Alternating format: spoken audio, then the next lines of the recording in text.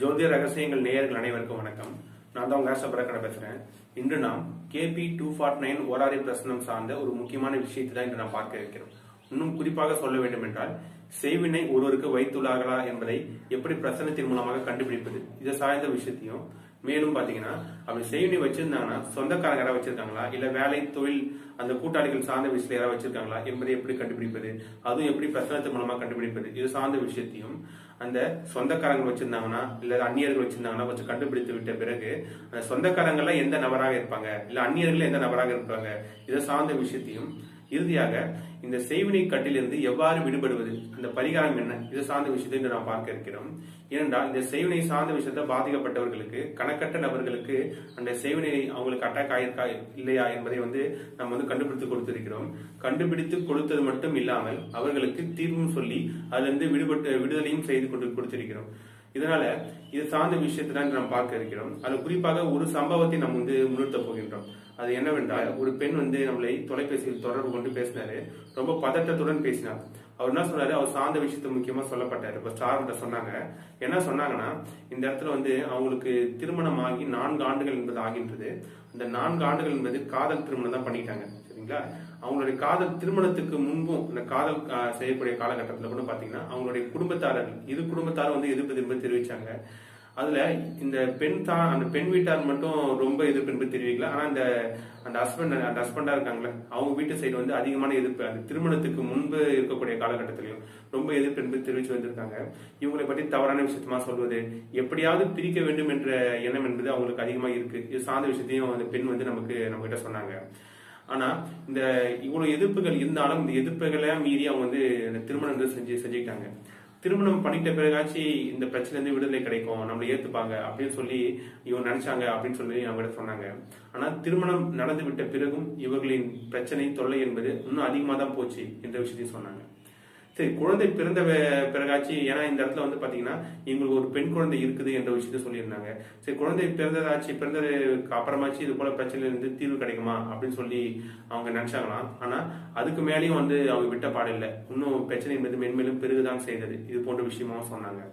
சரி, என்ன பண்ணலாம்னு சொல்லி இவங்களும் அவங்க ஹஸ்பண்ட் நம்ம தனி கொடுத்துன போயிடலாம் அப்படின்னு சொல்லி ஒரு தனி கொடுத்த வந்துட்டாங்க.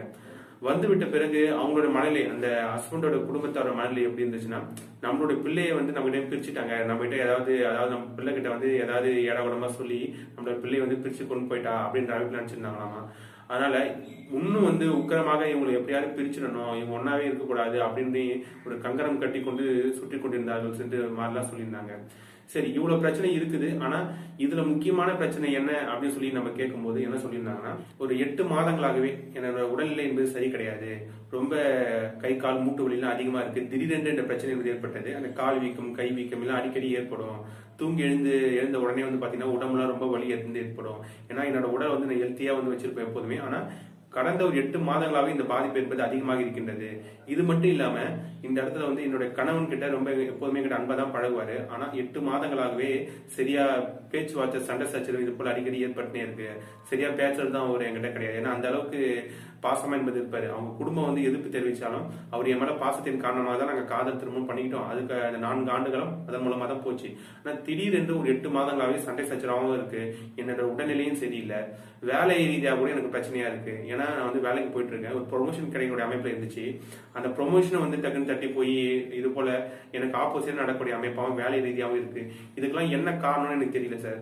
நான் இது போன்ற பல்வேறு விஷயமா நான் என் மூளையை போட்டு குழப்பும் போது என்ன தெரிஞ்சதுன்னா, செய்வினை ஏதாவது பிரச்சனையா இருக்குமா எனக்கு ஒரு டவுட் வந்துச்சு சார். அது அதாவது குடும்பம் சார்ந்த விஷயம் வச்சாங்களா, இல்ல வெளியில வேலை ஏதாவது வச்சாங்களான்றது தெரியல. ஆனா இந்த செய்வினை பிரச்சனையா இருக்குமா என்பதுதான் எனக்கு சந்தேகம். அது நான் தெரிந்து கொள்ள வேண்டும் என்று அவங்க அவங்ககிட்ட கேட்டாங்க. ஃபர்ஸ்ட் எனக்கு செய்வினை வச்சிருக்காங்களான்றது தெரியல சார். அப்படி செய்வினை வைத்திருந்தார்கள் என்றால் சொந்தக்காரங்க யாராவது வச்சிருக்காங்களா, இல்ல அந்நியர்கள் யாராவது வச்சிருக்காங்களா, அது எனக்கு தெரியும். சொந்தக்காரர்கள் என்றால் எனக்கு எங்க ஹஸ்பண்ட் சைட்ல இந்த 3 நபர்கள் தான் முக்கியமா அதிகப்படியான எதிர்ப்பு என்பது தெரிவித்து வந்திருக்காங்க. அதுவும் குறிப்பாக ஹஸ்பண்டோட அம்மா, ஹஸ்பண்டோட அக்கா, ஹஸ்பண்டோட மாமா, இந்த 3 நபர் மேல தான் அதிகமான சந்தேகம் என்பது இருக்கு. அப்படி செய்வினை வைத்திருந்தார்கள் என்றாங்கன்னா அந்த சொந்தக்காரங்க தான் வச்சிருக்காங்கன்னு சொல்லி பிரச்சனை வந்துச்சு. வந்துச்சுன்னா இந்த 3 நபர் மேல தான் எனக்கு டவுட்டா இருக்கு. இந்த 3 நபர்ல யார் வைத்திருப்பார்கள் என்பதுதான் எனக்கு தெரியணும் என்பதையும், அப்படி தெரிஞ்சு விட்ட பிறகு இதற்கான பரிகாரம் என்ன செய்யணும், இந்த செய்வினை காட்டிலிருந்து விடுதலை ஆக வேண்டும் என்றால் என்ன பரிகாரம் செய்ய வேண்டும், இது எல்லாமே பிரசனத்தின் மூலமா என்ன சொல்லணும் என்று சொன்னாங்க. இவ்வளவு விஷயங்கள் எல்லாத்தையும் வந்து கஷ்டப்பட்டு சொன்னாங்க. நம்ம அவங்க கிட்ட சொன்னோம், உங்கள் கேள்விக்கான விடை எல்லாத்தையும் இந்த KP 249 ஓராய பிரசனத்து மூலமா நம்ம வந்து பார்த்துடலாம் மேடம். எல்லா விஷயத்துக்கான பதிலும் சொல்லிடும், அதற்கான தீர்வும் எடுத்து சொல்லிடும் என்ற விஷயத்தை சொன்னோம். அதுக்கப்புறம் பாத்தீங்கன்னா பிரசனமும் பார்த்துக்கலாம், இது போல விஷயங்கள் சொன்னோம். முதலாவதாக இந்த பிரசனம் சார்ந்த விஷயத்துக்கு போறதுக்கு முன்னாடி எத்தனை பிரசனங்கள் பார்க்கணும், எத்தனை பிரசனம் பார்க்கணும் என்பதை நம்ம பார்க்க வேண்டும். ஏனென்றால் கிட்டத்தட்ட 6 பிரசனம் என்பது பார்க்க வேண்டியது என்பது இருக்கின்றது. ஏனென்றால் அவங்க கேட்கக்கூடிய கேள்விக்கு விடையை தரும் இந்த பிரசனம், ஒவ்வொரு பிரசனமும். அப்ப முதலாவதாக அவங்களுக்கு என்ன நம்ம பார்க்கணும்னா, இவங்களுக்கு அந்த செய்வினையால் பாதிப்பு என்பது இருக்கிறதா, செய்வினை பாதிப்பு இவங்களை பண்ணியிருக்காங்களா என்பதை முதல் பிரசனத்தின் மூலமாக பார்க்க வேண்டும். அதற்கென்று ஒரு ஆர்வம் என்ன கேட்க வேண்டும், அது என்னன்றதை நம்ம பின்னாடி பார்க்கலாம். அடுத்து 2வது பிரச்சனை எதை சார்ந்த போடணும்னு பாத்தீங்கன்னா, ஃபர்ஸ்ட் பிரச்சனை வந்து அதாவது செய்வினை இருக்கு அப்படின்ற பதில் வந்துருச்சுன்னா 2வது பிரச்சனத்தின் மூலமாக நம்ம வந்து சொந்தத்துல இருந்து அந்த செய்வினை பண்ணியிருக்காங்களா, இல்ல வந்து வெளி வட்டாரத்துல பண்ணியிருக்காங்களா, இது போன்ற விஷயத்தை நம்ம வந்து அடுத்த கட்டமா பார்க்க வேண்டும். அடுத்து கிட்டத்தட்ட இன்னும் 3 பிரச்சனைகள் என்பது தொடர்ந்து வந்து கொண்டே இருக்கும். என்னென்ன பிரச்சனைனா, சொந்தம் என்று ஊர்ஜிதமாகிவிட்டது என்றால், இல்லது வெளி வட்டாரங்களில் ஊர்ஜிதமாகிவிட்டது என்றால் எந்த விதமா எடுத்துக்கலாம். இந்த இடத்துல அவங்க சொந்தத்துலதான் வந்து அவங்களுக்கு அதிகமா டவுட் என்பது இருக்கு. ஏன்னா குடும்பத்துல உடல்நலம் சார்ந்த விஷயம் இந்த அளவுக்கு அதிகமா பிரச்சனை வரதுனால சொந்தத்துல அதிகமா டவுட் என்பது இருக்கு. சப்போஸ் சொந்தத்துல அப்படின்னு சொல்லி ரிசல்ட் வந்துச்சுன்னா 2வது பிரச்சனத்தின் மூலமாக அடுத்து 3 பிரச்சனைகள் என்பது, அதாவது அவங்க குடும்பத்துல வந்து பாத்தீங்கன்னா அதிகமாக எதிர்ப்பு தெரிவித்த 3 நபர்கள், அவங்க வீட்டுக்காரோட அம்மா, வீட்டுக்காரோட அக்கா, அதோட வீட்டுக்காரோட மாமா, இந்த 3 நபர்கள் தான் எனக்கு வந்து செய்தி வச்சிருப்பாங்க என்ற அமைப்புல இந்த 3 நபர்களுக்கும் 3 விதமான பிரச்சனை பார்க்கணும் என்ற அமைப்புல கேட்டிருந்தாங்க. அப்ப ஃபர்ஸ்ட் 2, இது 3, மொத்தம் 5 பிரச்சனை ஆகிவிட்டது. அப்ப இறுதியாக இந்த பிரச்சனைகளுக்கு தீர்வு என்ன என்பதையும் இந்த பிரச்சனத்தின் மூலமாக கேட்டு சொல்லிருங்க சார் என்ற அமைப்புல கேட்டிருந்தாங்க.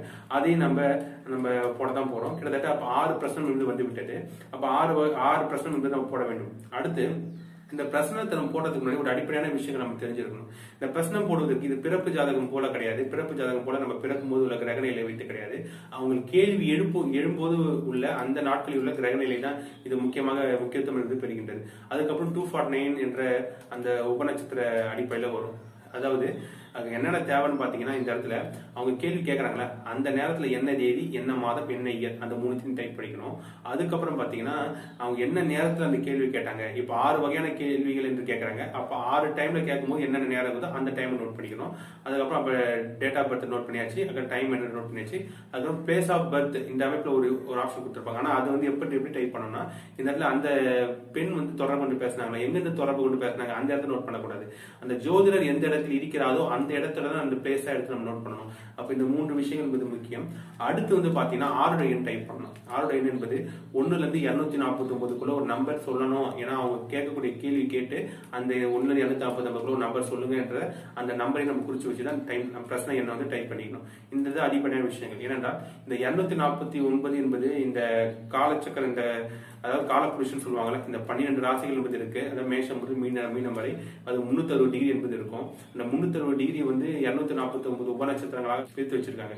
இதுதான் காலச்சக்கரம். காலச்சக்கரம்னாலும் ஒண்ணுதான், இந்த இடத்துல வந்து 249 உபநட்சத்திர அட்டவணைனாலும் ஒண்ணுதான். இந்த நம்பர் கேட்கறோம்ல எல்லாம் ஒண்ணுதான்.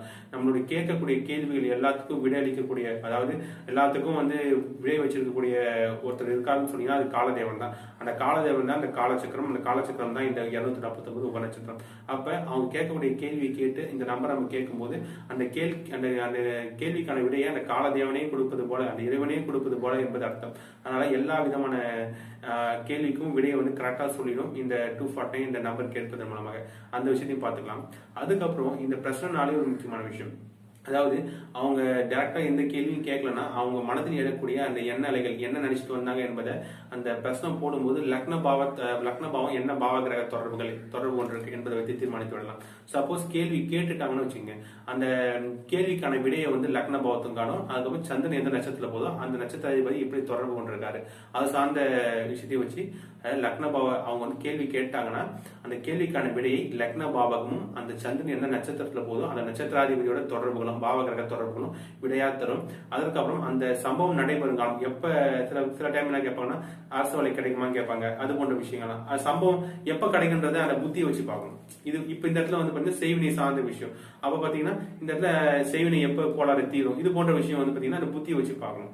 இந்த இடத்துல பாத்தீங்கன்னா இதுதான் நம்ம அடுத்தடுத்த கட்டமா பார்க்க இருக்கிறோம். அது அடிப்படையான விஷயம் உங்களுக்கு தெரிஞ்சுக்கணுன்றதுக்காக சொன்னோம். அதாவது லக்னம் மற்றும் தசா என்பது அவங்களின் கேள்வியை தன்மையும் அந்த கேள்விக்கான விடையும் எடுத்து சொல்லும். அந்த புத்தி என்பது சம்பவம் நிறைவேறும் காலகட்டத்தையும் எடுத்து சொல்லும். அப்ப எல்லாத்தையும் பார்த்து தான் நம்ம இறுதியாக அந்த ரிசல்ட் என்பது நமக்கு சொல்ல போறோம். இப்ப நம்ம முதல் பிரச்சனத்தை என்பது பார்க்க போறோம். ஃபர்ஸ்ட் பிரச்சனம் எதை பத்தி நம்ம பார்க்க போறோம் பாத்தீங்கன்னா, அதாவது அவங்க வந்து செய்வினை வந்து அவங்களுக்கு அட்டாக் ஆயிருக்கா இல்லையான்றதை நம்ம ஃபர்ஸ்ட் வந்து கண்டுபிடிக்க போறோம். அதாவது செய்வினை அட்டாக் ஆயிருச்சுன்னா எப்படிப்பட்ட பாவ தொடர்பு ஒன்று இருக்கும் என்பதை ஃபர்ஸ்ட் நம்ம தெரிஞ்சுக்கணும். அப்ப நம்ம கேள்வி மட்டும் சொல்வது கிடையாது, அந்த கேள்விக்கான விடை என்ன பாவங்களை தொடர்பு கொண்டு இருக்கு, அதுக்கான பலன் என்னன்றதை நம்ம முன்னாடியே தெரிஞ்சுச்சுன்னா ஈஸியா இருக்கு இந்த பிரச்சனை சார்ந்த விஷயத்துல. அந்த அமைப்புல பாத்தீங்கன்னா முதல் பிரச்சனை என்பது இந்த இடத்துல, அதாவது அவர்கள் செய்வினையால் பாதிப்பு ஏற்பட்டிருக்கிறதா அவங்களுக்கு, இதுதான் முதல் பிரச்சனத்துக்கான கேள்வி. அதை விடை என்ன தருதுன்றதை பார்க்கலாம். இப்ப பாத்தீங்கன்னா அவங்க நம்ம இந்த வருஷம் ஜனவரி மாசம் நம்ம வந்து சந்திச்சாங்க. ஜனவரி மாதம் 9ஆம் தேதி சந்திச்சாங்க. அவங்க சந்தித்த நேரம் வேலை சார்ந்த எல்லா விஷயங்களும் இருக்கு. இதை வச்சுதான் இப்போ பிரச்சனை எப்படி பார்க்க போறோம். இப்போ அவர்கள் கேள்விக்கான விடையை வந்து இந்த ஃபர்ஸ்ட் பிரச்சனை தருதான்றதை பார்க்கலாம். இப்போ பிரச்சனை 1 அப்படின்னு அமைப்புல பேர்ல போட்டிருக்கேன், டு ஃபைண்ட் போட்டிருக்கேன். பெஞ்சாதகர் தான் கேட்டிருக்காங்கன்றதுனால இந்த பெண் போட்டிருக்கேன் பாருங்க. தேதி வந்து 9/1 அவங்க கேள்வி எழுப்பிய தேதியை குறிப்பிட்டிருக்கிறேன், சனிக்கிழமை அன்று. பிறந்த நேரம் போட்டிருக்காங்க. பிறந்த நேரம்னா அந்த கேள்வி பிறந்த நேரம், அந்த கேள்வி எழுந்த நேரம். இந்த முதல் கேள்வி, அதாவது எனக்கு நான் செய்வினையால் பாதிப்பு உள்ளாகி இருக்கிறேனா என்ற கேள்விக்கான நேரம் பார்த்தீங்கன்னா 10:33 AM. இதான் புதுச்சேரி என்பது அவர்கள் எங்கிருந்து தொடர்பு கொண்டு பேசுறாங்க அந்த இடத்த போடக்கூடாது. இந்த ஜோதிடர் எந்த இடத்துல இருக்கிறாரோ அந்த இடத்த வந்து போடணும். அந்த இடத்த வந்து பார்க்கும்போது இந்த இடத்துல பாண்டிச்சேரி என்ற இடம் தான் வந்து நம்ம இருக்கக்கூடிய இடம். அப்ப இதுதான் அடிப்படையான விஷயங்கள். அடுத்து நம்ம முக்கியமான விஷயத்துக்கு போயிடலாம். இந்த இடத்துல அதாவது அவங்க டேட்டா நான் செய்வினையால் பாதிப்பு உள்ளாயிருக்கிறேன்னா இந்த கேள்வி கேட்கும்போது திஸ் டேட்டா அவங்க கேள்விக்கான பதில் வந்து எப்பவுமே லக்னம் என்பது காட்டி கொடுத்துரும். அந்த அமைப்புல பார்த்தீங்கன்னா அப்புறம் மார்க் பண்ணி காட்டுறேன் பாருங்க. லக்ன பாவகம் என்ன விஷயங்களை சொல்லுதுன்றத சொல்லிடும். இந்த இடத்துல பார்த்தீங்கன்னா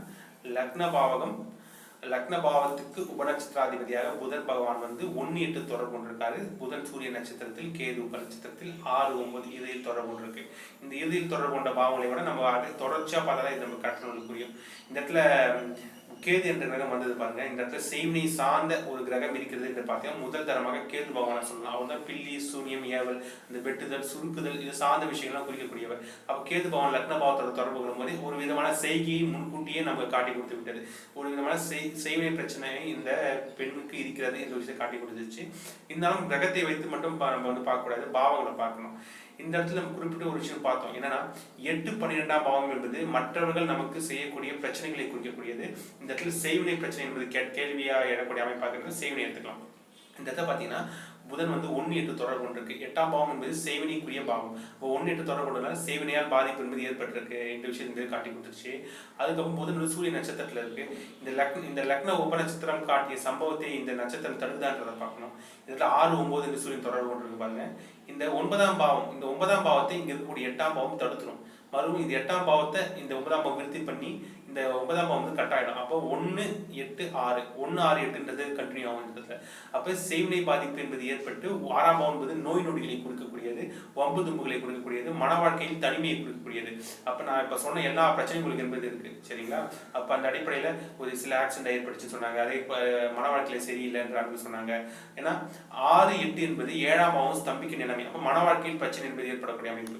இந்த இடத்துல 6-8 தொடர்பு கொண்டால 6ஆம் பாவம் நோயை குறிக்கும், 8ஆம் பாவம் என்பது கொஞ்சம் அதன் மூலம் வலி வேதனை அனுபவிக்கக்கூடிய அமைப்பு. இவங்க அதே போல வந்து பார்த்தீங்கன்னா கை கால் மூட்டு வலி சார்ந்த விஷயம் பிரச்சனை என்பது இருக்கு. கிட்டத்தட்ட ஒரு 8-9 மாதங்களாக என்ற அமைப்பு சொல்லியிருந்தாங்க. அப்ப பாத்தீங்கன்னா இந்த இடத்துல அது ஊர்ஜிதமா சொல்லிடுது. அடுத்து இந்த கேது என்ற இந்த 1-6-8 என்ற தொடர்புகள் இந்த இடத்துல வரப்போகுது. இங்க வரும்போது 2ஆம் பாவத்தை கெடுக்கக்கூடிய, அதாவது 7ஆம் பாவத்தை கெடுக்கக்கூடிய 2ஆம் பாவம் கூட இங்க இருக்கிறதுனால 7ஆம் பாவம் வேலை செய்யாது. அப்ப ஆல்ரெடி 1-6-8 என்பது இருக்கு. அப்போ 1-2-6-8 என்ற சேர்ந்து இருக்கிறதுனால 2ஆம் பாவம் என்பது குடும்பஸ்தானம் என்பது பொறுப்பு என்பதை குறிக்கும். அப்ப 2ஆம் குடும்பத்தில் குழப்பங்கள் ஏற்படக்கூடிய அமைப்பும், 6ஆம் பாவம் நோய் இருக்கிறதுனால நோய் ஏற்படக்கூடிய அமைப்பும். இதெல்லாம் எதனால் ஏற்படுச்சுன்னு பாத்தீங்கன்னா செய்வினை பிரச்சனைலாம் ஏற்படுச்சு. இது எல்லாமே வந்து லக்ன பாவம் என்பது காட்டி கொடுத்து விட்டது. இதன் மூலமாக நமக்கு தெரிகிறது என்பதை வைத்துவிட்டு சரி தசா புத்தி என்ன ஓடுது பாத்தீங்கன்னா சந்திரன் என்பது குரு தசை ராகு புத்தியில இருக்குது சரிங்களா. சந்திரன் என்பது குரு தசை ராகு புத்தியில் என்பது இருக்கின்றது. குரு என்ற கிரகம் பார்த்தீங்கன்னா நட்சத்திர உபநட்சத்திரம் வழியாக 4-10 இதுவும் சாதகமில்லாத பாவங்கள், லக்னத்துக்கு தீங்கு விளைக்கக்கூடிய பாவங்கள். இதை அப்படியே வைத்துவிட்டு நம்ம உபநட்சத்திர அதாவது சந்திரன் என்ன புத்தியில போயிட்டு இருக்குன்னா ராகு புத்தியில போயிட்டு இருக்கு. ராகு பார்த்தீங்கன்னா ராகும் பில்லி சூன்யம் ஏவலுக்கு ஒரு விதமான காரணகர்த்தாவாக விளங்குகிறார். அதே போன்று லாக்னம் 12ஆம் பாவம் தொடர்பு கொண்டு பாருங்க. 12ஆம் பாவம் என்பதும் அந்த 8-12 செய்வினை தான். அப்ப ராகு 12 தொடர்பு கொண்டு இதையும் 12 தொடர்பு கொண்டதால செய்வினை பிரச்சனை உங்களுக்கு பாதிப்பு என்பது இருக்கிறது என்று காட்டி கொடுத்து விட்டது. சரிங்களா? அப்ப நம்ம இந்த இடத்துல வந்து பாத்தீங்கன்னா இவங்களுக்கு ஃபர்ஸ்ட் பிரச்சனத்துக்கான கேள்வி என்னன்னா செய்வினை பிரச்சனை பாதிப்பு எனக்கு இருக்குதா, அதனாலதான் பிரச்சனை, இந்த பிரச்சனை காரணமானு கேட்டீங்கன்னா நிச்சயமாக அதனால காரணம்ன்றது இந்த பிரச்சனத்து மூலம் நமக்கு தெரிஞ்சுக்கலாம். அடுத்து பாத்தீங்கன்னா அடுத்து 2வது பிரச்சனத்துக்கு நம்ம போயிடணும். அதாவது காட்டுறேன் பாருங்க.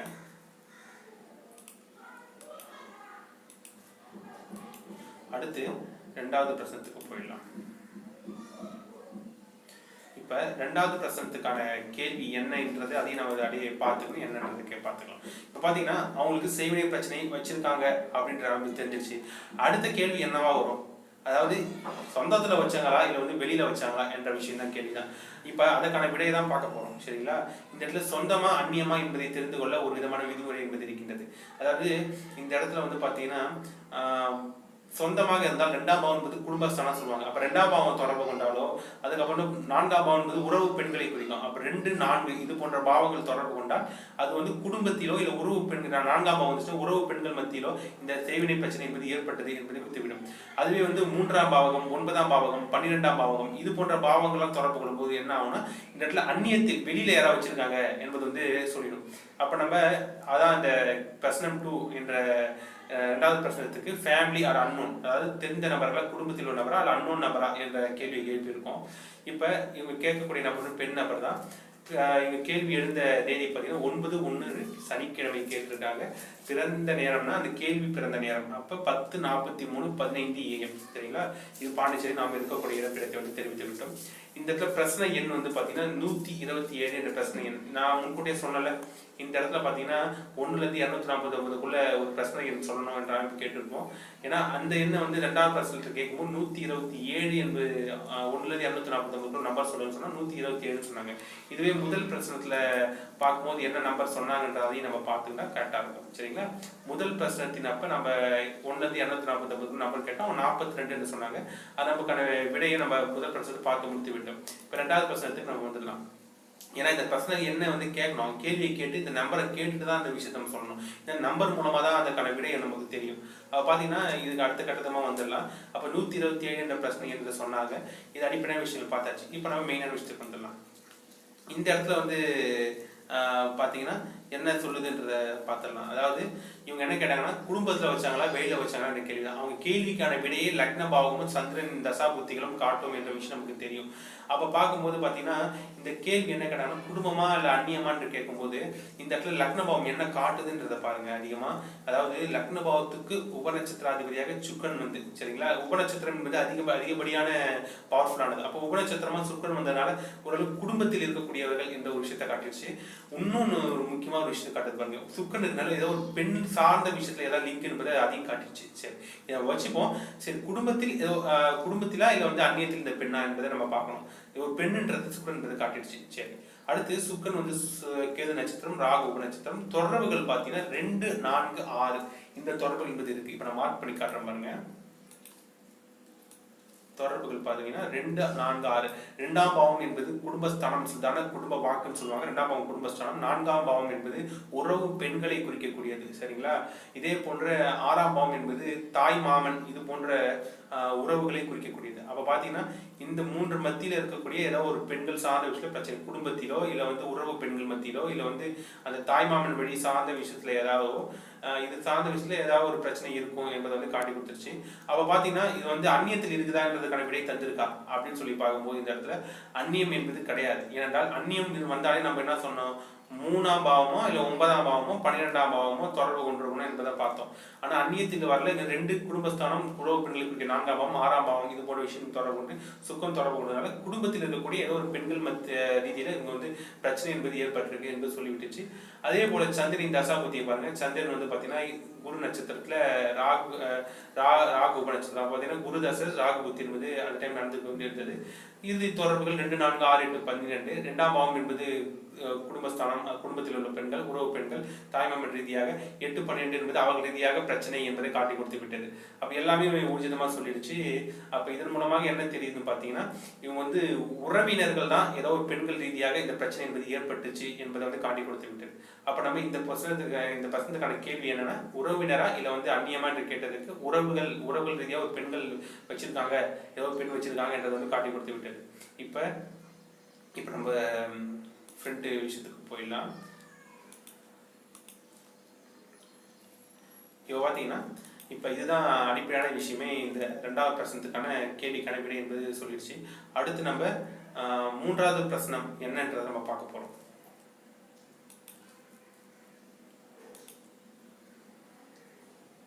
அடுத்து 3வது பிரச்சனம் என்ன கேள்வினா, இப்போ ஃபர்ஸ்ட் பிரச்சனம் என்ன பார்த்தோம், எனக்கு செய்வினால அட்டாக் ஆயிருக்கன்றதை பார்த்தோம். அது அட்டாக் ஆயிருக்கிறது காட்டிச்சு. 2வது பிரச்சனத்தின் மூலமா குடும்பத்திலமா அந்நியமா கேட்டோம், குடும்பம் சார்ந்த விஷயம் காட்டிடுச்சு. அடுத்து 3வது பிரச்சனம், குடும்பத்துல அவங்களுக்கு 3 பேர் மேல டவுட் இருக்கு.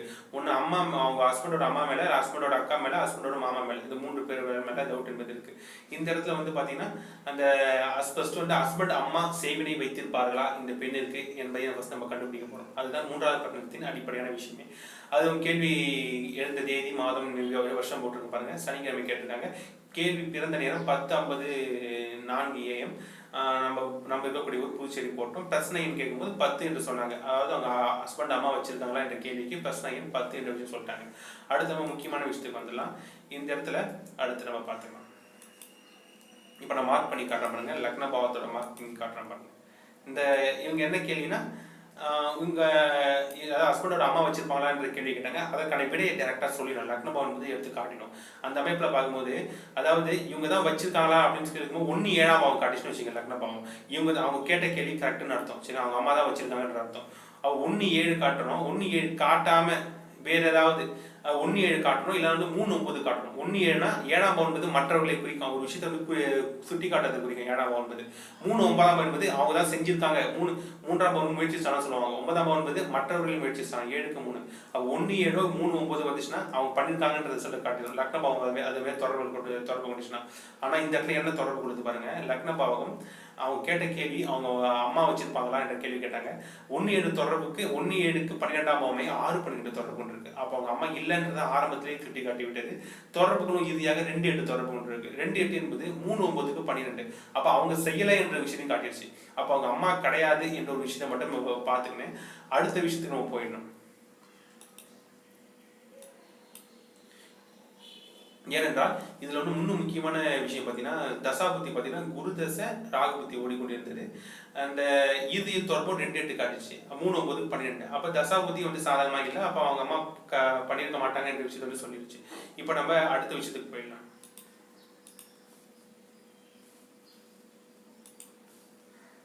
அதாவது அடுத்து வந்து பாத்தீங்கன்னா 4வது பிரச்சனத்துக்கு நம்ம போக இருக்கிறோம்.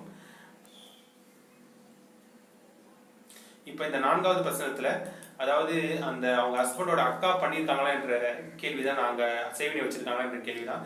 இதுல அடிப்படை கேள்வி பிறந்த நேரம் 10:55 1 AM புதுச்சேரி. பிரச்சனை எண் கேட்கும்போது 92 என்ற பிரச்சனை சொன்னாங்க. இதுல அடிப்படையான விஷயங்கள். அடுத்து நம்ம டேரக்டான விஷயத்துக்கு போனீங்கன்னா, இந்த இடத்துல நம்ம முன்கூட்டியே சொன்னது போல இவங்க அக்கா பண்ணியிருக்காங்களான்ற கேள்வி கேட்கிறோம். நம்ம முன்கூட்டியே சொன்ன 1 7 3 9 காட்டிச்சுன்னா அவங்க தான் பண்ணியிருக்காங்கன்ற டேரக்டா சொல்லிட்டு வந்துட வேண்டியதான். அந்த அமைப்புல லக்ன பாவங்க பாத்தீங்கன்னா 1 3 9 தொடர்பு. 1ஆம் பாவம் என்பது அந்த கேள்வி கேட்டாங்க, யாருக்கு சொல்லி கேட்டாங்கன்னா அக்காவை சொல்லி கேட்டாங்க. அப்ப அக்காவை தான் இந்த 1 குறிக்கும். 3 9 என்பது அவங்க தான் செஞ்சிருக்காங்கன்றது குறிக்கும். அது எதையும் தடை பண்ண விதமாக எதுவும் வரவே இல்லை. 1 3 5 9 என்பது காட்டிடுச்சு. பாத்தீங்கன்னா அவங்க தான் பண்ணியிருக்காங்க என்ற ரிசல்ட்டை காட்டிடுச்சு. அவங்க அக்கா தான் பண்ணியிருக்காங்கன்ற விடையும் இந்த பிரச்சனை சொல்லிடுச்சு. சரி, இந்த விஷயத்தை இப்ப பார்த்தாச்சு. அடுத்து அவங்க என்ன கேட்டாங்கன்னா, இது கேட்கும்போது கூடுதலா ஒரு விஷயத்தை கேட்டாங்க. என்னன்னா, அக்கா தான் பண்ணியிருக்கு என்ற சொல்லியிருக்கீங்க. அப்ப அவங்க அக்கா எப்ப வச்சிருக்காங்க அப்படின்னு சொல்லி கேட்கும்போது அதையும் சொல்லும். இப்ப பாத்தீங்கன்னா நம்ம நவ கிரகங்கள்ல இந்த இடத்துல எந்த கிரகம் 8 12 தொடர்பு கொண்டு இருக்கும் பாருங்க. இந்த இடத்துல அதிகமாக சந்திரன் என்ற கிரகம் தான் 8 12 உப நட்சத்திரமாக, நட்சத்திர உப நட்சத்திரம் வழியாக 4 8 10 12. இந்த சந்திரன் என்ற கிரகம் தான் அந்த சேவனை வைத்திருக்கக்கூடிய காலகட்டமாக இருக்கும் என்று சொல்லி நம்ம தசாபுத்தி ரீதியில பார்க்கும்போது பாத்தீங்கன்னா, இந்த இடத்துல குரு தசை ராகு புத்தி என்பது கேள்வி எழுந்த நேரத்தில் என்பது ஓடிக்கொண்டிருந்தது. அப்ப நம்ம அப்படியே ரிவர்ஸ்ல போறோம். சரிங்களா?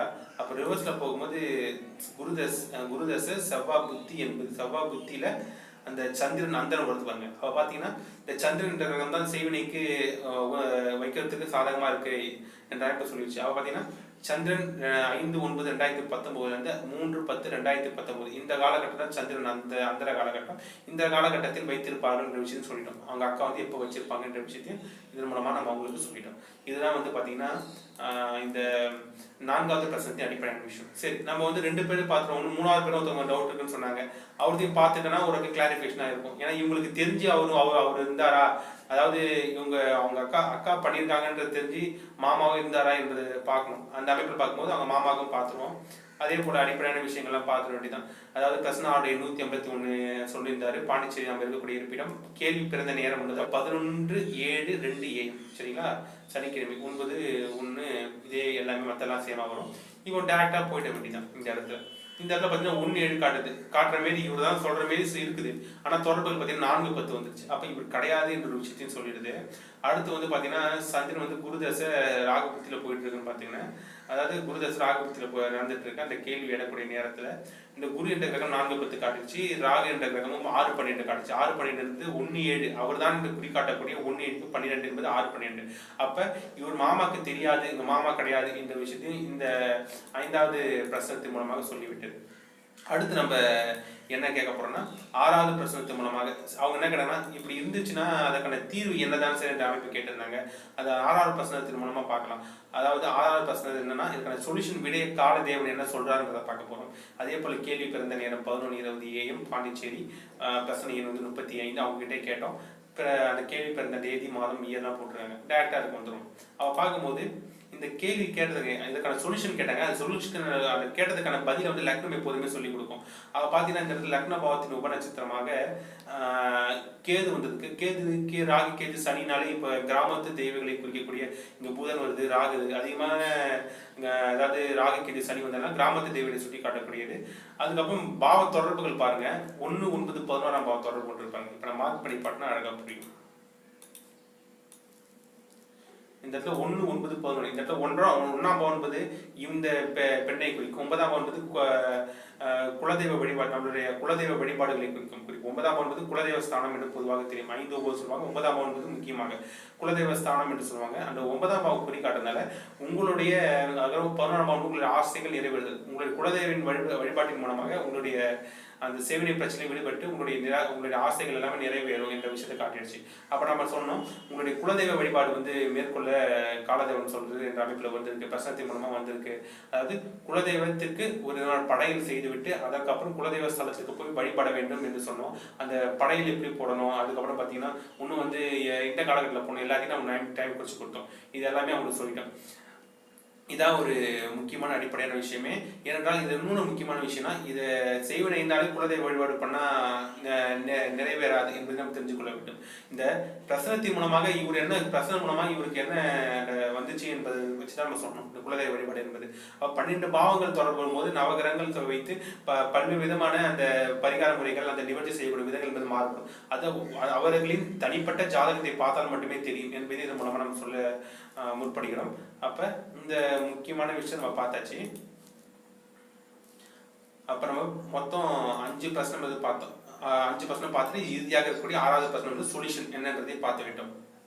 அப்ப நம்ம இந்த 6 வகையான பிரச்சனத்தை நம்ம போட்டு பார்த்துட்டோம். இந்த 6 வகையான பிரச்சனை என்னென்ன வந்துச்சுன்றதை பார்த்துங்க. முதலாவதாக அந்த பெண் நம்மளை தொடர்பு கொண்ட விஷயம் என்னன்னு பார்த்தீங்கன்னா, எனக்கு செய்வினை பாதிப்பு என்பது இருக்கிறதா என்பது. அதுக்கு வந்து முதல் பிரச்சனை என்பது இருக்கிறது என்று காட்டிவிட்டது. அந்த விஷயத்தை காட்டிடுச்சு. அதுக்கப்புறம் பார்த்தீங்கன்னா 2வது பிரச்சனத்தின் மூலமாக சொந்தமா அந்நியமா என்ற கேள்வியை முன்வைத்து 2வது பிரச்சனை போட்டோம். அந்த 2வது பிரச்சனத்தில் சொந்த நபர்கள் தான், அதாவது அவங்களுடைய இந்த பெண் வீட்டாரோ இல்லை வந்து மாப்பிள்ளை வீட்டாரோ பொதுவாக காட்டும் அந்த சொந்தம் என்பது. அப்ப இந்த இடத்துல உங்களுக்கு வந்து மாப்பிள்ளை வீட்டு சைடில் தான் அதிகமான பிரச்சனை என்பது இருக்கு. அப்ப பாத்தீங்கன்னா அந்த அவங்க ஹஸ்பண்ட் வீட்டு தரப்புல இருந்து வச்சுட்டாங்க என்ற அமைப்பு வந்துச்சு, சொந்தத்துல வச்சாங்க என்ற அமைப்பு வரும்போது அடுத்து நம்ம 3வது பிரச்சனத்துக்கு பாத்தீங்கன்னா இந்த இடத்துல அதாவது ஃபர்ஸ்ட் அவங்களோட டவுட் வந்து பாத்தீங்கன்னா அவங்க அம்மா வச்சிருக்காங்களா அந்த செய்வினை என்ற கேள்வியை முன்வைத்து பார்க்கும்போது அவங்க அம்மா இல்லை என்ற விடை என்பது வந்து விட்டது. அடுத்து வந்து பாத்தீங்கன்னா அவங்களுடைய அக்கா வைத்திருக்கிறார்களா, அந்த அவங்க வீட்டுக்காரோட அக்கா வைத்திருக்கிறார்களா என்ற கேள்வியை முன்வைத்து 4வது பிரச்சனை வந்து போட்டோம். அதில் வந்து அவங்க அக்கா தான் வச்சிருக்காங்க என்ற விஷயத்தை காட்டிடுச்சு. அடுத்து 5வது பிரச்சனை வந்து 3 பேர் மேல டவுட் என்பது இருக்கு. அப்ப 5வது பிரச்சனை நம்ம போடணும். ஏனென்றால் அந்த 5வது அந்த மாமா வழி டவுட் இருக்கு. அப்ப அவங்க மாமா வைத்தார்களா என்று நம்ம போட வேண்டும். ஏன் அந்த இடத்துல ஆல்ரெடி ஒன்று வந்துருச்சு, ரிசல்ட் இவங்க தான் வச்சிருக்காங்க, அவங்க அக்கா தான் வச்சிருக்காங்க அப்படின்னு சொல்லி வந்துருச்சு. இதுக்கப்புறம் ஏன் அவரை பத்தி போடணும்னு சொல்லி பாத்தீங்கன்னா, ஏன்னா அவருக்கு தெரிஞ்சது விஷயம் நடந்ததா இருந்தால் அவரையும் காட்டி கொடுத்துரும் இந்த இடத்துல. அந்த விதத்துல பார்க்கும்போது இந்த இடத்துல அதாவது அவங்க மாமா இருக்காருல்ல, அவங்க மாமாக்காவும் 5வது பிரச்சனை வந்து போட்டோம். அதுல வந்து அவங்க மாமாக்கு தெரியவில்லை என்று வந்துருச்சு. அதுக்கப்புறம் இறுதியாக 6வது பிரச்சனை வந்து போட்டோம். அந்த 6வது பிரச்சனை என்பது பாத்தீங்கன்னா அதற்கான தீர்வு என்னன்றது சொல்லணும். அதே போல அந்த குலதெய்வ வழிபாடு, உங்களுடைய குலத்தை காக்கின்ற குலதெய்வ வழிபாடு, அந்த படையல் செய்து அந்த ஸ்தலத்துக்கு போய் வழிபாடு பண்ணாலே ஆட்டோமேட்டிக்கா கியூர் ஆயிடும் என்ற விஷயத்தை வந்து இந்த பிரச்சனை வந்து காட்டி கொடுத்து விட்டது. இது பிரச்சனை சார்ந்த விஷயம். இன்னொரு முக்கியமான விஷயம் என்னன்னா, இந்த பிரச்சனை என்பது பாத்தீங்கன்னா அந்த சம்பந்தப்பட்ட நபர்கள் தான் கேட்க வேண்டும் என்ற அவசியம் கிடையாது. அந்த சம்மதம் இல்லாத வேறொரு நபர்கள் கூட அந்த கேள்வியை கேட்கும்போது, அந்த விஷயத்தை மனதில் நினைச்சிட்டு கேட்கும்போது அதற்கான விடையை எடுத்து தரும். அந்த அளவுக்கு சக்தி வாய்ந்தது இந்த பிரச்சனை முறை என்பது, இந்த KP249 ஓராயிரம் பிரச்சனை முறை என்பது. அதுதான் முக்கியமான விஷயமே. இந்த இடம் சம்மந்தப்பட்டவங்களே கேட்டிருக்காங்க, அதனால ஒன்றும் பிரச்சனை கிடையாது. அப்ப இது போன்ற விஷயங்கள் இந்த 6 வகையான 6 பிரச்சனை என்பது போட்டு விட்டோம். அடுத்து வந்து பாத்தீங்கன்னா என்னென்ன விஷயம் தெரிஞ்சிருக்கணும் பாத்தீங்கன்னா, இந்த இடத்துல அவங்க கேட்கக்கூடிய கேள்வி பொறுத்து நம்ம பிரச்சனை என்பது போடணும். டேரக்டா வந்து எனக்கு செய்வினை இருக்கா, எனக்கு வந்து செய்வினை இருக்கா என்று கேட்டா பிரச்சனை இல்லை. இந்த இடத்துல எனக்கு வந்து செய்வினை யார் வச்சாங்கன்னு கேட்டாங்கன்னா, ஃபர்ஸ்ட் வந்து நம்ம அவங்களுக்கு செய்வினை வந்து இருக்குதா இல்லையான்ற, செய்வினை பாதிப்பு இருக்குதா இல்லையான்ற பிரச்சனை கேள்வியை கேட்டுதான் நம்ம அடுத்த கட்டத்துக்கு வரணும். ஏன்னா அவங்க கேட்கக்கூடிய கேள்வியை வந்து டேட்டா போட்டக்கூடாது, அந்த கேள்விக்கு முன்னாடி என்ன விஷயம் இருக்குன்றதான் போடணும். அதுதான் இந்த முறையில் நம்ம பார்த்தோம். ஏனென்றால் ஒரு செய்வினை இருந்தாலும் பில்லி சூனியம் ஏவல் இது எவைகளாக இருந்தாலும் அந்த மனிதனுக்கு வந்து அந்த மனிதன் வந்து ஸ்ட்ராங்கா இருக்கும் பட்சத்தை தாக்காது, ஸ்ட்ராங்கான தசாபுத்தி இருக்கும் பட்சத்தை தாக்காது. ஏனென்றால் அந்த லக்னபாவம் தான் ஒருத்தவங்களுடைய அந்த எண்ண ஓட்டம் செயல்திறன் ஈடுபாடை குறிக்கும். அந்த லக்னபாவத்தின் பாவ கிரக தொடர்புகள் வலிமையாக இருக்கும்போது, அதாவது 2, 4, 6, 10 இல்ல 1, 3 இது போன்ற பாவங்கள், அதாவது 1, 3, 7, 11 இது போன்ற பாவங்களோ இல்ல 1, 5, 9 இது போன்ற பாவங்களோ எந்த பிரச்சனை என்பது கிடையாது. ஆனால் லக்ன பாவம் 8, 12 தொடர்பு கொள்ளும்போது இந்த இடத்துல ஈஸியாக மற்றவர்களின் செய்வினையால் பாதிப்பு உள்ளாகக்கூடிய அமைப்பு வந்துடும். அப்ப ஆட்டோமேட்டிக்கா இதை வச்சு பார்க்கணும். அதுக்கப்புறம் பாத்தீங்கன்னா எப்ப செய்வினை காலகட்டம், அதாவது ஒருத்தவங்க செய்வினை வைக்கணும்னு நினைச்சாலே அவங்களுக்கு அட்டாக் ஆயிடாது. ஏனென்றால் இவங்களோட தசாபுத்தி வந்து அதுக்கு வந்து ஏதுவாக இருக்க வேண்டும். அப்பதான் அந்த அட்டாக் என்பது ஏற்படும். அதாவது இந்த மனிதனின் ஜாதகத்துல இப்ப வந்து இந்த பெண்ணோட ஜாதகமே வச்சுக்கிட்டோம். இந்த பெண்ணுக்கு வந்து அந்த பிரச்சனை மட்டும் ஆறு போட்டு பார்க்கல, அந்த பெண்ணோட ஜாதகத்தையும் ஃபர்ஸ்ட் நம்ம கம்பேர் பண்ணி தான் பார்த்தோம். அப்படி பார்க்கும்போது என்ன ஆச்சுன்னா, அன்னோட பெண்ணோட ஜாதகத்திலையும் பாத்தீங்கன்னா அந்த 8, 12 தொடர்பு கொண்ட 8ஆம் பாவம் 12ஆம் பாவம் உபநட்சத்திராதிபதி தசாவும் நடந்து கொண்டிருந்தது. அதுவும் வந்து இந்த செய்வினை தாக்குதலுக்கு கூடுதலா வந்து அட்டாக் ஆச்சு. சப்போஸ் வந்து அந்த 8, 12 தொடர்பு கொள்ளாமல் நல்ல பாவ தொடர்புகள் 3, 7, 11 இது போன்ற பாவ தொடர்பு கொண்டு தசா நடக்கும்போது பாத்தீங்கன்னா எந்த செய்வினையில அதிகமாக பாதிப்பு என்பது ஏற்படாது. அப்ப இது எல்லாமே ஒருங்கிணைக்கும் போது அந்த பிரச்சனை என்பது ஏற்படும். அப்ப இவங்களுக்கு அது போல தசா புத்தி என்பது நடந்தது. அப்ப பொதுவாகவே பார்க்கும்போது எப்ப செய்வினை பிரச்சனை செய்வினையா ஒருத்தர் வச்சுட்டாங்கன்னு வச்சுங்க, இவங்களுக்கு பாதிப்பு ஏற்படும் சொல்லி பார்க்கும்போது பாத்தீங்கன்னா இந்த மனிதரின் ஜாதகத்துல, அதாவது இந்த மனிதர் மட்டும் கிடையாது எந்த மனிதராக இருந்தாலும் சரி, அந்த மனிதோட ஜாதகத்துல 8ஆம் பாவ உபநட்சத்திராதிபதி தசா புத்தியோ இல்ல 12ஆம் பாவ உபநட்சத்திராதிபதி தசா புத்தியோ நடந்திருக்கும் பட்சத்தில் செய்வினையால் பாதிப்பு என்பது அவங்களுக்கு வந்து அட்டாக் என்பது ஏற்படும். அதுவே இல்லை என்றாலும் அந்த 8ஆம் பாவ உபநட்சத்திராதி மற்றும் 12ஆம் பாவ உபநட்சத்திராதிபதியோட நட்சத்திரத்தில் வேறு கிரகங்கள் இருந்து தசாபுத்தி நடந்தாலும் சரி, இல்ல 8ஆம் பாவ உபநட்சத்திராதிபதி அதே போல 12ஆம் பாவ உபநட்சத்திராதிபதியோட அந்த கிரகத்தோட உபநட்சத்திரத்தில் வேற ஏதாவது கிரகங்கள் இருந்து தசாபுதி நடந்தாலும் சரி, இல்ல 8 மற்றும் 12ஆம் பாவத்தில் ஏதாவது கிரகங்கள் நின்றிருந்து அந்த கிரகத்தின் தசாபுத்தி நடக்கும் போதுதான் இந்த பிரச்சனை ஏற்பட்டு அந்த செய்வினை வைக்கும் போது ஈஸியா அட்டாக் ஆயிடும். மத்த அடிப்படையில பார்க்கும்போது பாத்தீங்கன்னா லக்னபாவம் ஸ்ட்ராங்கா இருக்கும் போது, அதுக்கப்புறம் பாத்தீங்கன்னா தசாபுத்தி ஸ்ட்ராங்கா இருக்கும் போது இந்த பிரச்சனை பெரிய அளவு பாதிப்பு ஏற்படாது. ஆனா இந்த பெண்மணியின் ஜாதகத்தை பாத்தீங்கன்னா தசாபுத்தியும் சரியில்லை, லக்னபாவம் சரியில்லை, அதனால எளிதாக அட்டாக் ஆகக்கூடிய செய்வினை மத்தவங்க வச்சதுனால எளிதாக அட்டாக் ஆகக்கூடிய சூழ்நிலை என்பது வந்துவிட்டது. இருந்தாலும் அதற்கான தீர்வு இருக்கிறதா அந்த பத்தி நிச்சயமாக இருக்கிறது. அதையே நாம் வந்து அந்த காலதேவன் கிட்ட அந்த பிரசனத்தின் மூலமாக 6வது பிரசனத்தின் மூலமாக போட்டு அதற்கான விடையும் பெற்றுவிட்டோம். இதுக்கு வந்து ரிசல்ட் எப்படி வந்துச்சுன்னு சொல்லி பாத்தீங்கன்னா, அவங்க வந்து பாத்தீங்கன்னா ஒரு 2 மாசம் முன்னாடி நம்மளை தொடர்பு கொண்டு பேசினாங்க. என்ன விஷயம்னா, இது போல உங்களுக்கு பேசணும் பார்த்தோம் சார், இதே போல விஷயம் சொல்லியிருந்தீங்க. அதே போன்று அதாவது அவங்க ஹஸ்பண்டோட அக்கா தான் வச்சிருக்காங்க என்ற விஷயம் சொல்லியிருந்தீங்க. அதே போல எனக்கு வந்து ஒரு மறைமுகமாக அவங்க அக்கா தான் பண்ணியிருக்காங்க, நீங்க சொன்னதுக்கு அப்புறம் அவங்க அக்கா தான் பண்ணியிருக்காங்க என்ற தகவல் எனக்கு வந்து வந்துச்சு, நீங்க கரெக்டா சொல்லியிருக்கீங்க என்ற விஷயம் சொன்னாங்க. அதுக்கப்புறம் பாத்தீங்கன்னா அவங்களுக்கு நம்ம இது போன்ற உடல்நலம் சார்ந்த விஷயம் இது எல்லாமே வந்து கியூர் கிடைக்கணும்னா என்ன பண்ணணும், குலதெய்வ வழிபாடு, அந்த குலதெய்வ ஸ்தலத்துக்கு போயிட்டு வந்தீங்கன்னா உடல்நலம் சார்ந்த விஷயம் பிரச்சனை தீர்வு ஏற்படும் என்ற விஷயம் சொல்லியிருந்தோம். அதையும் சொன்னாங்க. இதே போன்ற விஷயம் நான் போயிட்டு வந்தேன் சார். இப்பதான் எனக்கு வந்து உடல்நலம் சார்ந்த விஷயம் பிரச்சனை என்பது சுகமாக இருக்கு, வேலையிலும் வந்து சுகமாக இருக்கு, என்னோட ஹஸ்பண்ட் சார்ந்த அந்த கணவன் மனைவி பிரச்சனையும் ஓரளவுக்கு கியூர் ஆகி நல்லபடியா போயிட்டு இருக்கு. இது போன்ற நல்ல விஷயத்தையும் நம்ம சொன்னாங்க. அப்ப இதன் மூலம் என்ன தெரியுதுன்னா, பிரசனம் என்பது எல்லா விஷயத்துக்கும் விடையை தரும் என்பது இதன் மூலமாக அந்த தீர்மானம் என்பது ஆகின்றது. அப்ப இந்த ஒரு விஷயம் மட்டும் கிடையாது, எந்த ஒரு விஷயத்தும் உங்கள் மனதில் எழக்கூடிய எல்லா கேள்விக்கும் பதில் தரக்கூடியது, உண்மையாக நேர்மையாக பதில் தரக்கூடியது இந்த பிரசன முறை என்பது. அதுவும் இந்த மற்ற முறைகளோட இந்த கேபி பிரசன முறை என்பதற்கான இன்னும் கூடுதல் சப்போர்ட் சொல்லக்கூடிய விஷயம் என்னன்னா, இது வந்து கிரகநிலை முழுக்க முழுக்க கிரகநிலைகளை வைத்து துல்லியமாக பயன்படுத்தக்கூடியது. அப்ப குறி சொல்வதை விட இது துல்லியமாக இருக்கக்கூடிய அமைப்பு தான். எல்லா முறைகளோட துல்லியமாக இருக்கக்கூடிய அமைப்பு இந்த கேபி பிரசன முறை என்பது. அதுதான் இது மூலமாக தெரிகின்றது. அப்ப இந்த விஷயம் மட்டும் கிடையாது, ஒரு பொருள் திருட்டு போனாலும் சரி, அதை யார் கண்டுபிடிப்பது என்பது, ஒரு காணாமல் போன நபர் எங்க இருக்காங்க, இது எண்ணற்ற விஷயங்களை கூட இந்த பிரசன முறையின் மூலம் நம்ம சொல்லிவிடலாம் என்று சொல்லி இந்த வீடியோவை இத்துடன் முடித்துக் கொள்கிறேன். மேலும் உங்களுக்கு ஜாதகம் பார்க்க வேண்டும் என்று தேவைப்பட்டாலும், திருமண பொருத்தம் சார்ந்த விஷயம் பார்க்கணும்னு தேவைப்பட்டாலும், குலதெய்வம் கண்டுபிடிக்கணும்னு தேவைப்பட்டாலும், இது போல செய்வினை சார்ந்த பிரச்சனை இருந்து அது விடிவு ஏற்பட வேண்டும் என்று தேவைப்பட்டாலும், இந்த பிரசனம் சார்ந்த கேள்விகளுக்கு என்ன தேவைப்பட்டாலும் வந்து பாத்தீங்கன்னா நம்மளுடைய கான்டாக்ட் மற்றும் வாட்ஸ்அப் நம்பர் இந்த வீடியோ லிங்க் கீழே டிஸ்கிரிப்ஷன் கொடுத்துருக்காங்க. அதன் மூலமாக அணுகி எங்ககிட்ட ஜாதகம் பார்த்துக்கலாம். மேலும் நம்மளுடைய ப்ரீவியஸ் வீடியோஸ் லிங்க், முக்கியமான வீடியோஸ் எல்லாமே போட்டிருக்கோம். திருமண பொருத்தத்துல வந்து எல்லா வீடியோ போட்டிருக்கோம். அந்த வீடியோஸோட லிங்க், பிளேலிஸ்ட் லிங்க் வந்து இந்த வீடியோ டிஸ்கிரிப்ஷன் கொடுத்துருக்காங்க. அதன் மூலமாக நீங்க போய் ப்ரீவியஸ் வீடியோஸ் எல்லாம் பார்த்துக்கலாம். இப்போது உங்களிடம் விடைபெறுகிறேன். நன்றி, வணக்கம்.